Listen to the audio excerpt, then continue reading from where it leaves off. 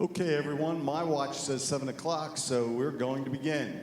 Welcome to North Penn High School. I'm Mr. Hines, and I'm the building principal here. I have 5 assistant principals, and you'll see them on the screen tonight. I'll introduce a couple of them who are here.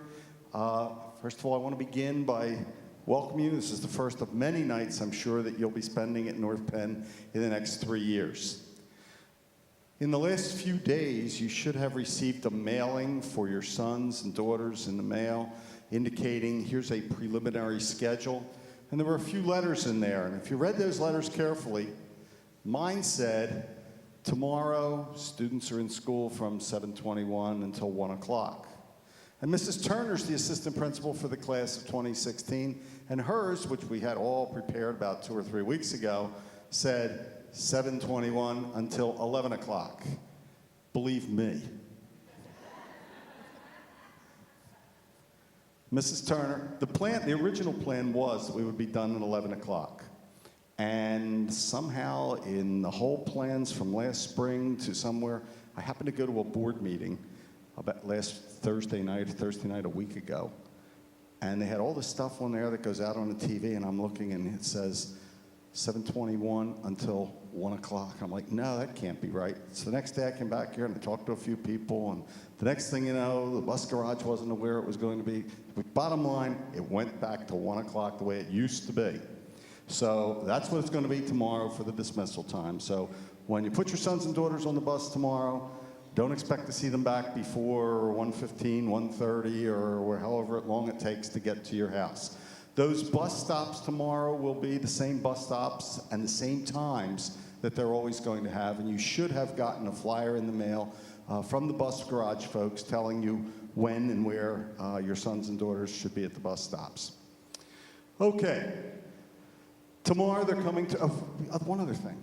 If you noticed, we've got brand new carpet. For those of you who have ever been here before, you'll know that we've been holding the carpet together in this auditorium for a long time with tape. The previous carpet lasted us 24 years. Now think about that. In your home, do you have any carpets that have been there for 24 years that are not Oriental and highly prized carpets? Our goal, folks, is to get 24 years out of this carpet, or maybe more. And to do that, we will tell our students tomorrow, and we've told our teachers and everyone else, there is no food or drink allowed in this auditorium. So please, I'll ask everyone's respectful cooperation of that. We've put trash cans outside the auditorium so that it's not a problem, but you know, people bring things in with a slanted floor, something gets dropped and spilled, and then it rolls on the carpet, and we have stains, and bottom line, we've got to make it last. So your help and your sons and daughters' help in making that happen will be greatly appreciated. When they come here tomorrow, we are divided into 5 home offices. Students are assigned to those home offices alphabetically by last name. In the middle schools, there's a principal and 1 or 2 assistant principals. There are 5 assistant principals here because there are over 3,000 students in this building in 3 grades. So we need a few more assistant principals to take care of everything.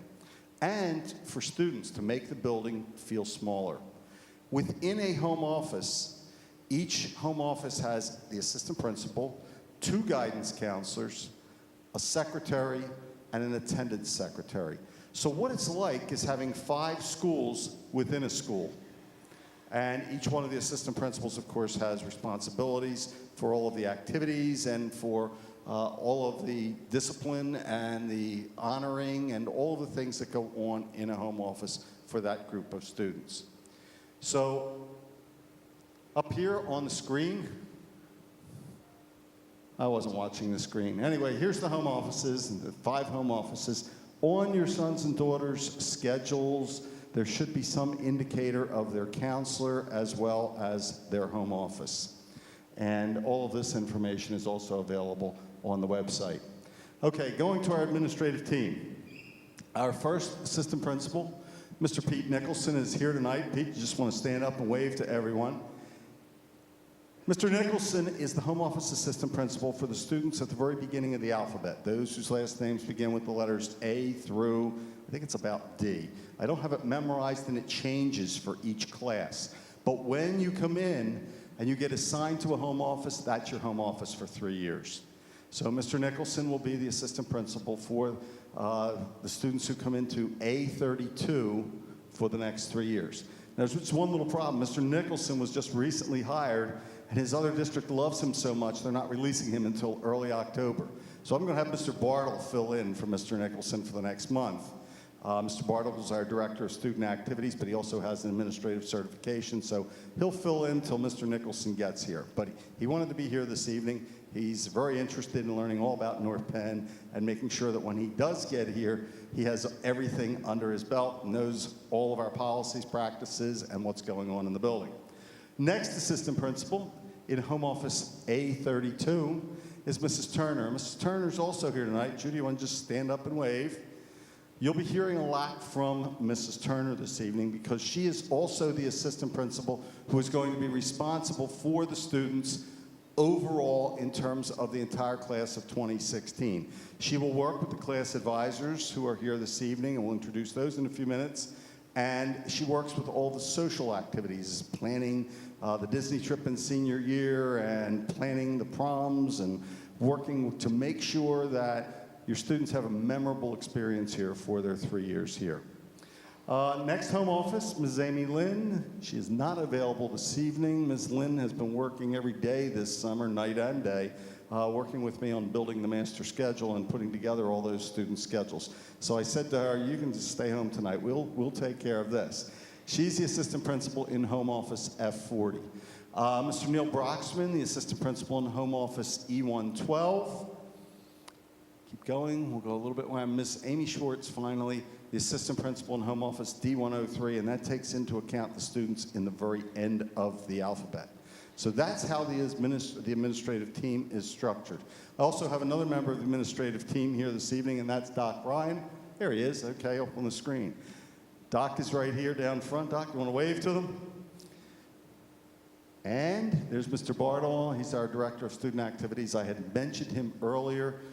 Some of you who may have sons and daughters who are on the water polo team may recognize Mr. Bartle as also the water polo coach. So he wears a lot of hats around this building. If I were a parent sending my child to North Penn High School for the first time, I asked myself, what would I want to know? And the first thing in today's world parents want to know is my son or daughter going to be safe? Here's what we have. We have 10 security officers here. They're not all here at the same time. I have security officers who come in the early shift at about 6:45 in the morning, and then they're here, at least one of them is here right on up through midnight. The bulk of them are here, though, during the day when the students are here. In addition to that, we currently have 36 cameras that monitor the hallways in the building and cameras monitoring outside the building. Our cameras are getting old, and the school board recognized that and said, in the interest of school safety, we're going to update the system. We said, well, why are updating these cameras that are getting kind of grainy? We need more of them because more of them will do a better job. So the school board has agreed to do that, and they're actually, within the next few weeks, we're going to have 72 cameras here, replacing the 36 we have. In our hallways right now, the way it works, if you're familiar at all with the hallways, some of them have what I call T intersections. And the current cameras pan, and they'll pick up this hallway, and they'll pick up that hallway, and they'll pick up the other hallway. But they do it by scanning this one, and then going and scanning that one, and then scanning this one. So they don't see everything at all times. In the new system, the cameras will be set so that there's a camera fixed on every hallway at all times. So that's going to help us. And in addition to that, we're going to have more cameras on the outside, too. We have some out there now, but we're going to cover even more areas of the outside so we can avoid that panning process, and we think that's going to be a great improvement in terms of overall security. The other thing we do in terms of security is we're going to start off with fire drills. We'll have 2 of them in the first 2 weeks of school. The state requires that. So if your sons and daughters come home this week and say, we had a fire drill, it's not because there's anything wrong here, it's just because that's what we need to do in the first 2 weeks of school. Along with that, we are going to do intruder drills, and we will do at least 2 a year. If we do one and we don't like the way it turned out, if everybody didn't follow the guidelines and regulations, what we turn around and do is another one shortly thereafter. So we might get 3, we might get 4 or 5. We will do at least 2 a year, and one of them is going to happen in October. So I'm telling you now, and the other one I usually plan for sometime in early March. I'm telling you so that if your sons and daughters come home and happen to say, we had an intruder drill, you don't think there's anything wrong or anything. It's just a drill, and it's a matter of routine and practice, because heaven forbid, but in a real situation, everyone needs to know what to do and how to react. We don't call them those things anymore. We actually call them, the alert is all hazards alert, and then we tell them whether it's an intruder alert or a tornado alert or whatever. So, and we'll do at least one tornado drill a year too. That's not going to be until the spring. You do that in the weather closest to when they have the most tornadoes, usually sometime in March. Okay, when your sons and daughters get here, they're coming from 3 middle schools. And our 3 middle schools all have slightly different bell schedules. In the middle of the day at Pembroke, they have a thing called lunch study. They have a few classes, and then they have lunch study, and then they have a few more classes. At Penndale, they have all their classes, and then they have something called E3. And at Penfield, they have all their classes, and they have a thing called My Opportunity to Learn, and some students abbreviate that and call it MOLP. We don't have any of those here. We have 9th period, and when your sons and daughters got their schedule, at the very bottom of their schedule, it said 9th period, Tuesday, Thursday. And on Wednesday, Thursday, I'm sorry. On Wednesdays and Thursdays, we have 9th period. On the other days of the week, Monday, Tuesday, and Friday, we have an 8-period bell schedule. There is no homeroom at North Penn High School. First period starts at 7:21 each day. Don't worry, the buses get them here in plenty of time. If you're the one dropping them off, I just ask you to do the same thing. So, first period, no homeroom time, there's no downtime. Get in the door, we sit down and get started right away in first period. We'll do a few announcements, but then we roll right into instruction. In terms of the bell schedule here, though, students get used to the 9th period. What can they do in 9th period? It's a time for extra help. It's a time for test makeup. It's a time, if you have an art project, to get to the art teacher within the school day to be able to get down and do the project. If students have fallen behind on their phys ed, it's an opportunity to make up phys ed classes, because if they don't make up a phys ed class that they miss, grades start counting against them, and they need to get those things made up. And just by the way, as a point of reminder, on their schedules you saw phys ed aquatics. The 10th graders are all taking swimming. And so that's pretty much what they can expect there. A few of them may see a thing on their schedules called lunch study. We have no study halls in the high school during periods 4, 5, 6, and 7. They're all lunch periods, and frankly, I don't have the folks to run study halls during those times and do CAF duty, so I'll put my teachers on the CAF duty. I have a separate room, E6, adjacent to the CAF. If students want to go in there and study quietly during lunch period, they can. Otherwise, they can go into the cafeteria and they can socialize with their friends. But if they want quiet, the opportunity is available for them, and that way I don't run any study halls during lunch periods. There are study halls during other times of the day. The other big change that you're going to see, but if you have younger students still in the middle schools, we're going to electronic interims this year. What that means is you don't have to rely on your son or daughter to bring home their interim 4 times a year anymore. Come the beginning of October, what's the date up there? October 4th, Friday, October 4th, we would normally issue our first interim of the year. As parents, all you're going to have to do now is go on to Home Access Center, and you're going to see the interim right on there. So you'll be able to check them on Friday, October the 4th at work, if your boss allows that, or on your break at work. Let's put it that way. That'll work for everyone. You'll be able to check and see how your sons and daughters are doing without waiting for them to bring home the interim, because that won't happen. For those who may not have access to a computer, call your home office, let them know, and they'll hook you up with a hard copy. but we are figuring that the majority of folks have access to a computer. This is the first step. Next year, we'll be doing the same thing with report cards. This year, we're still going to be sending report cards home with the students, and we mail them in the third and fourth quarter. But that's all going to go away next year. So this is the first step. We want to make sure things are working right with the electronic interims before we get so serious and just go cold turkey and send everything to electronics. So that's some of the changes that are happening this year. Ms. Turner, Assistant Principal for the class of 2016. Thank you, Mr. Hine. I'm getting rid of this clicker. It's not working. We're going to talk about some ways that we're going to communicate with you this year, because as a parent myself, I know that my kids aren't always the best source of information, and they don't always share what's happening at school. So I just want to talk about some of the things that you can find. We had in the back a copy of the handbook and the activities review. These things are available online as well. The discipline code. And the first day of school, your students will get forms for you to sign, like the emergency contact form and code of conduct. And please help us out by making sure that you ask for them and say, I know there's forms that I have to sign, so they can bring them back in. Another really important thing is that you keep us informed of your current email address, because that's another way that we can be in touch with you. And the advisors and Mr. Hines and myself will send out email blasts throughout the year with important information and reminders. So if you change your email address, please make sure that you keep it updated.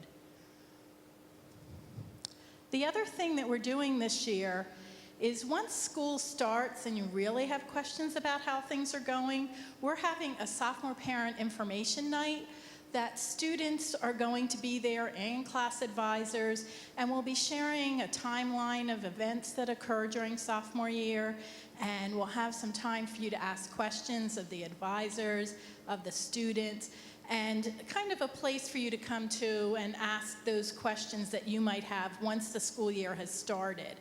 So we really hope that we'll see you there. It'll be in the senior CAF on October 7th. Another really good way to stay informed about what's going on at the high school is going online to our high school webpage and checking the daily bulletin. There's announcements in there about everything that's going on in the school, when clubs are meeting, when activities are happening, when forms are due. And as a parent, you can find out an awful lot that maybe kids don't want to talk about or tell you or remember to tell you when they get home. As Mr. Hines said, Home Access Center is really important because you'll be getting things through that and have it available online rather than paper. Again, if you need a paper copy, please call your home office and they'll make sure. The secretaries are great about making sure you get everything you need. But it is important to keep checking and looking, and you can get a lot of information on Home Access Center. So if you have any questions about that, go to the district website and go to the For Families link. At this time, I'd like to introduce the class advisors for the class of 2016, Mr. John Fluck and Mrs. Maria Pfeiffer. Hi everyone, I'm Maria Pfeiffer. I'm co-advisor along with John. So tomorrow we'll have sophomore orientation, and if you ask your child how it went and they tell you these two weird teachers knighted them with inflatable swords and these like weird crowns on their head, you have a visual of who did that. But I'm going to be talking to you about the activities that are offered here at North Penn. First, we have some music and drama clubs that are available for students to get involved. We have band, orchestra, all different types of band and orchestras as well, choir groups. As far as clubs and organizations, something we're emphasizing is being a part from the start, and that's really because we have so many opportunities for kids to get involved here. We have clubs like Chess Club, FBLA, which is our Future Business Leaders of America. We have cultural clubs, German Club, Bengali Club. Even we have an equestrian club called Night Riders, and also the other one, Ski Club, Ski and Board Club, and they take ski trips during the year, which is really cool. The activities fair, where your kids will have information about all these activities and a chance to sign up, is going to be September 17th. It's a Tuesday, the third week of school. One big thing we want to start promoting now as sophomores, and you think your senior year, we still have 3 years to go, but it really does go quickly, is our Disney trip for seniors that we offer the senior year. And something about that is it's organized by our class cabinet, which will be having elections coming in this October-November time. We have fundraisers throughout the year where your child individually will have a chance to create a fund for their own account for Disney. So whatever they fundraise, a percentage of that will go towards their own personal account for the Disney trip. We also are going to be offering that for prom tickets as well, so we can offset costs in that way. I guess that's all for me. I'll pass it over to John. Good evening. My name is John Fluck. I'm the other advisor for the class of 2016. I'm going to talk a little bit about athletics. We have the athletic director here too, so if I screw up, he will fix anything. Personally, this is my 8th year coaching at North Penn High School, and for me, it's an incredibly rewarding thing that I enjoy doing every single year. There's over 30 sports offered here at the high school. It is such a great way for students to get involved and make this huge school that much smaller, having those teammates they can count on, those friends they can count on. Some teams have tryouts and cut, but a lot of teams do not. So if you are on the team and you have good grades, you are showing up to practice, you are on that team, okay? No matter what. Another thing is here at North Penn High School, we pride ourselves in having student athletes where the student comes first. So students must have good grades to be on the sports team. If they're failing more than 2 classes, they cannot participate. Some coaches have even, harder standards. So it's a great opportunity for students here at the high school to really feel like they're part of something, make this school of 3,000 that much smaller. On a side note, if you have really fast sons, please send them to the track team in the winter and spring. We will take anybody we can get. Paperwork. You need to have physicals and the paperwork completed before the season starts. If your son or daughter is only participating in a spring sport, you can still have that physical done now, so you don't have to wait until right before the season and scramble for it. If you have any other questions, we have an incredible athletic department, and a lot of teams and coaches have their own websites, so you can email them. Thank you. Thank you. The class of 2016 is very lucky to have the 2 advisors that we have this year because they're very enthusiastic. And their goal, as they talked about, was right from the start to be a part of the school.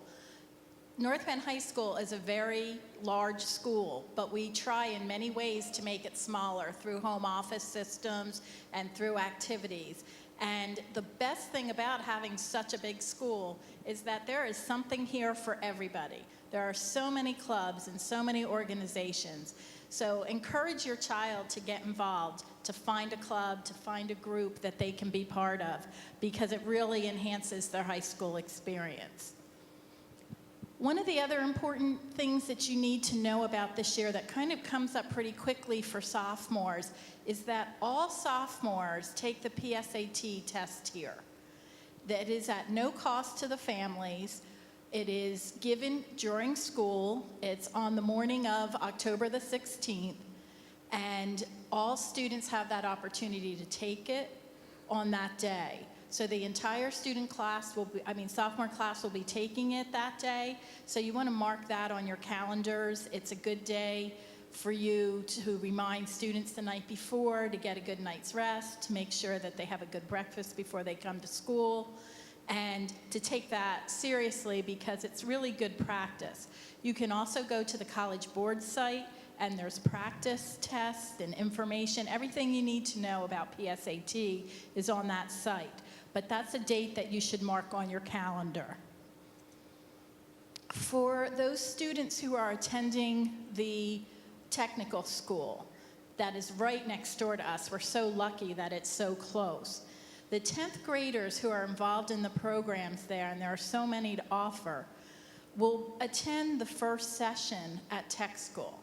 So what that means is they come here in the morning, and first period, they have a biology class. And the reason they have all that biology, they all have biology at that time, is that those teachers then end their class just a little bit earlier to escort them out to the pathway to walk over to tech school so that they get there on time.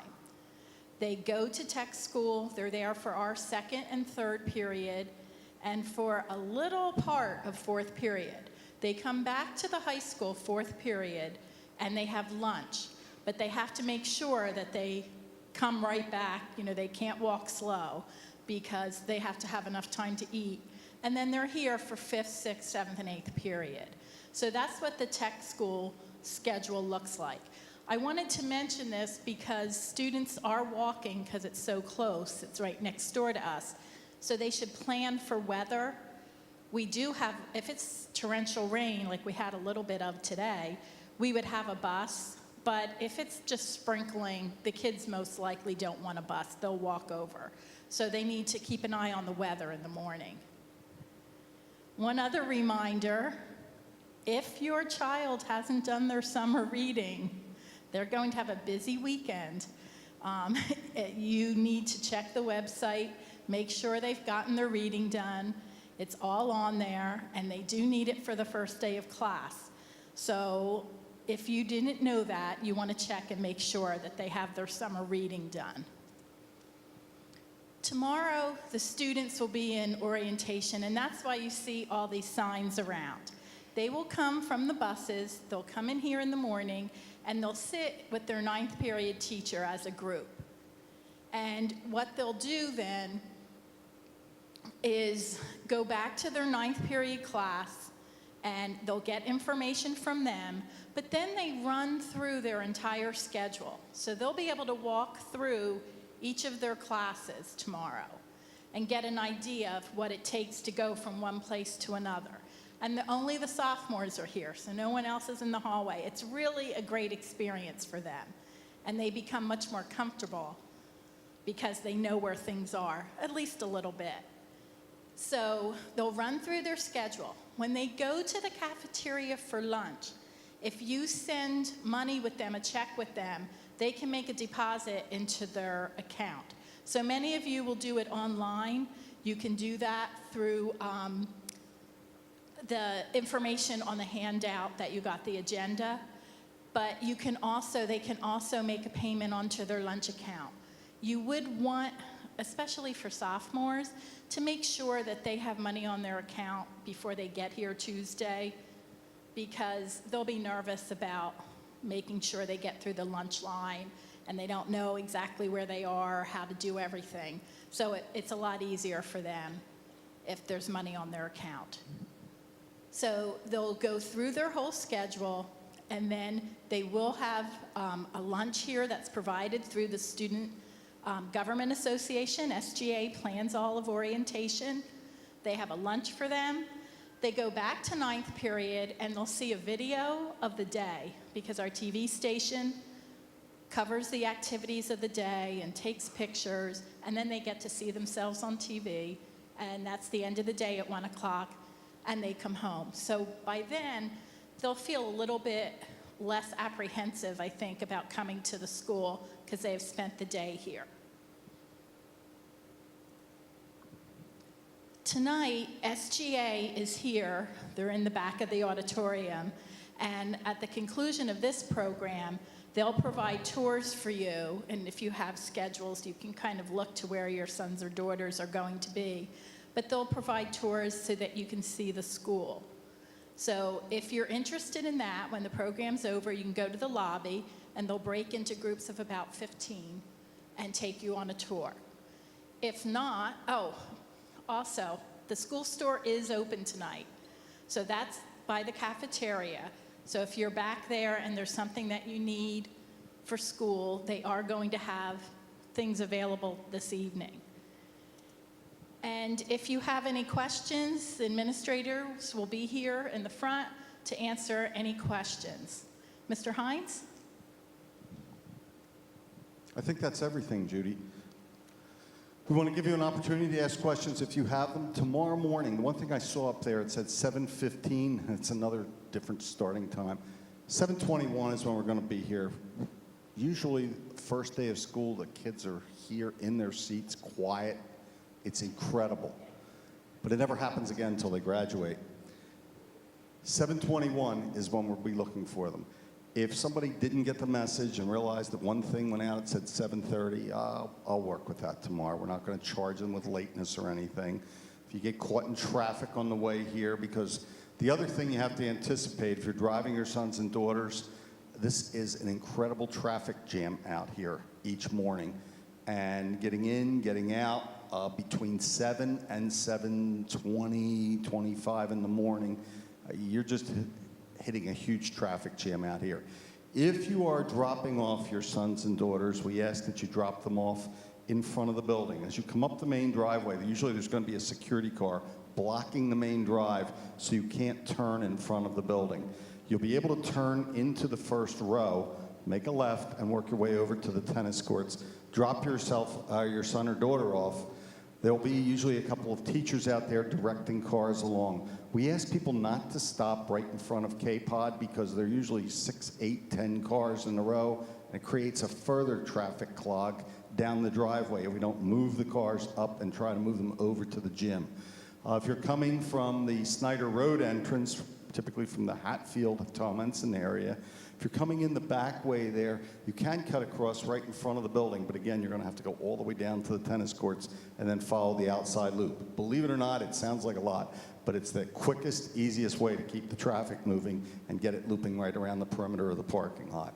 So that's how it is. Tomorrow, your son, other than this SGA guides, your sons and daughters are the only ones who are here. The 11th and 12th grade is not here until Tuesday, the day after Labor Day. We do this so that the sophomores can come in, can find their schedules, get to their rooms tomorrow, and then tomorrow's just a dry run for Tuesday. They'll know the lay of the land. They'll know how to find their way to their first period through their 8th period A-day classes. So that's what's on the docket for tomorrow. As Ms. Turner said, if you're looking for a tour of the building, if you have a copy of your son or daughter's schedule, and you say, I just want to see how far they're going to have to walk and how they're going to do that in 4 minutes passing time, tomorrow we give them about 5 minutes passing time, and that'll be plenty tomorrow. Within a week, they'll all be on time, 4 minutes passing time. They'll find the shortcuts. They'll find the easy way to go from point A to point B in this building. One of the things we do, we start them off in here tomorrow, and the first thing we try to teach them is how to get out of this auditorium, because everyone comes in the back doors of the auditorium. We have exits on both sides. We have exits up toward the front, and depending if you're trying to get into K-Pod, the side exit is a good one to use. There's actually 2 side doors over there.